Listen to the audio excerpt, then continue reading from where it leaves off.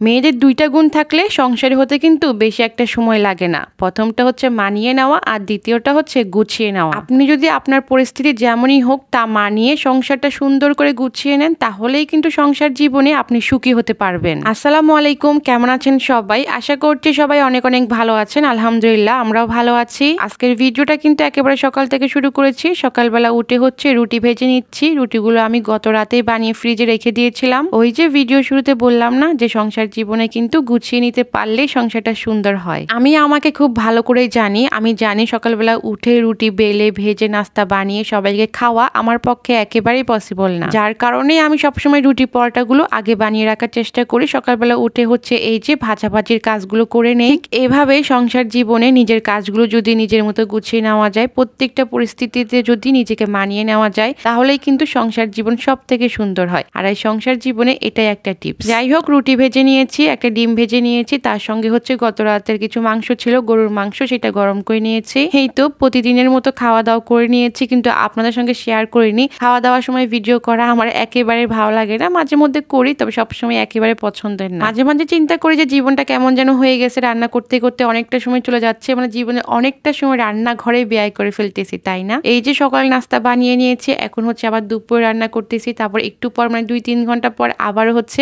বিকেলের নাস্তা তৈরি করব। একটার পর একটা কন্টিনিউ চলতেই থাকে। আর সত্যি বলতে এটা আমার না, প্রত্যেকটা নারীর জীবনে এমন, প্রত্যেকটা মায়ের জীবনে এমন, প্রত্যেকটা বউয়ের জীবনে এমন। আর আমরা নারীরা কিন্তু এই বিষয়টাকে খুব সহজেই মেনে নেই। যাই হোক, অনেক বকবক করলাম। এই যে দেখো পোয়া মাছ রান্না করতেছি আজকে। পোয়া মাছ না, এটাকে বলে রিকশা মাছ, মানে বরিশালের ভাষায় বলে রিকশা মাছ। আমি মাছ অনেক খুবই কম মাছ হচ্ছে আমি চিনি। তো যাই হোক, এই মাছটার নামও হচ্ছে আমি আমার হাজবেন্ড থেকে শুনেছিলাম আর কি। আর এই যে দেখো কথা বলতে বলতে কিন্তু মাছটা রান্না করা হয়ে গেছে। এই তো আজকের কিন্তু এইটুকুই একেবারে সিম্পল রান্না। ফ্রিজে হচ্ছে ভাজি আছে, সবজি আছে, আর মাছ রান্না করে নিয়েছি। এগুলো দিয়ে কিন্তু আমাদের খাওয়া দাওয়া হয়ে যাবে। রান্না যেহেতু একটু কম ছিল, দুপুরেই কিন্তু আমি এই কাজগুলো করে রেখেছি। এখন হচ্ছে বিকালের জন্য বা সন্ধ্যার জন্য সিঙ্গারা বানিয়ে নিব।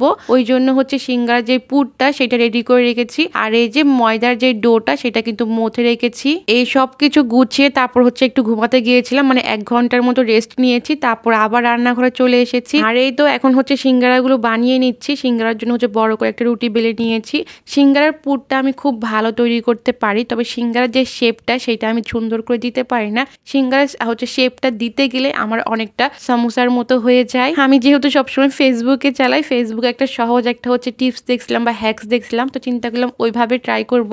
পুরটা হচ্ছে আমি আমার মতোই বানিয়ে নিয়েছি আর এভাবে করে ট্রাই করলাম, বাট আমার সুন্দর হয়নি। আমার সেম টু সেম সেই হচ্ছে গিয়ে সমোসার মতোই হয়ে গেছে। তবে সমোসার মতো হোক আর সিঙ্গারার মতো হোক, খেতে কিন্তু অনেক বেশি মজা ছিল। বাসার সবাই অনেক বেশি পছন্দ করছে, এটাই হচ্ছে বড় কথা। আপুটাকে দেখছিলাম যে এভাবেই হচ্ছে মিনি সমোসা বানাইছিল খুব সুন্দর করে। আমার কাছে দেখতেও ভালো লাগছে আর সহজ মনে হয়েছে, বাট আমি ট্রাই করলাম, আমারটা হয়নি। এই যে অনেকটা সমোসার মতো, মানে অর্ধেকটা সিঙ্গারা অর্ধেকটা সমোসা, 50-50 হয়ে গেছে। অনেকে হয়তো হাসবেন। এই যে আমি কিন্তু একে একে সবগুলো সিঙ্গারা বানিয়ে নিয়েছি, আর একেবারে এখন লো আঁচে রেখে সিঙ্গারাগুলো ভেজে নিব। একেবারে হাই হিটে যদি ভাজা যায় তাহলে দেখা যায় সিঙ্গারার ইয়াগুলো যদি একটু মোটা হয়, ভিতরটা কাঁচা থেকে যায়। তো উল্টিয়ে পাল্টিয়ে একেবারে লো আঁচে রেখে ভালো করে ভেজে নিব। আর সিঙ্গারা প্লাস সমোসাগুলো কিন্তু দেখতে অনেক বেশি সুন্দর হয়েছে। এই যে দেখো, এই জায়গায় ভিডিওটা কিছুটা ঘোলা হয়ে গেছে, যেটা কিনা আমি একেবারে খেয়াল করিনি। এই যে আমার সিঙ্গারা কিন্তু ভাজা শেষ, অর্ধেক ভেজে ভেজে তাদেরকে বাপ বেটিকে খেতে দিচ্ছি, আর অর্ধেক হচ্ছে এখনো চুলায় আছে। এই যে সিঙ্গারা দেখো, এক বাটি সিঙ্গারা কেমন লাগছে বলো। যাই হোক, আজকে এই তো সিঙ্গারা খেতে খেতে সবার কাছ থেকে বিদায় নিব। সবাই ভালো থাকবেন, সুস্থ থাকবেন। দেখা হয়ে যাবে আবারও নেক্সট কোনো ব্লগ ভিডিওতে। সেই পর্যন্ত সবাইকে আসসালামু আলাইকুম, আল্লাহ হাফেজ।